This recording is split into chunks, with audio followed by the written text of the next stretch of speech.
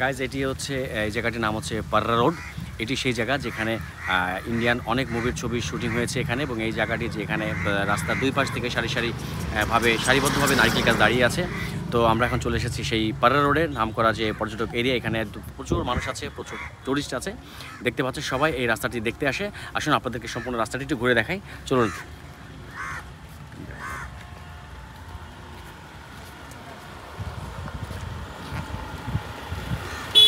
এই হচ্ছে আপনার সম্পূর্ণ রাস্তা।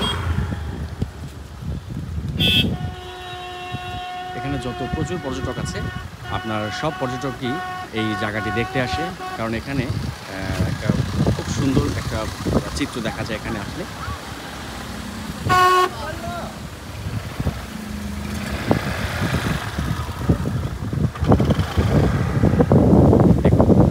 যদি আশেপাশের ভিউটা আমি আপনাকে দেখাই, টোটালি ন্যাচারাল বিউটি একটা জায়গা, পিওর ন্যাচারাল বিউটি।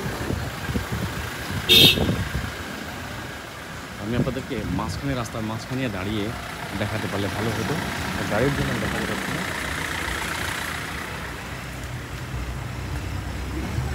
প্রচুর গাড়ির মাঝখান থেকে আমি আপনাদেরকে দেখাই, দেখুন।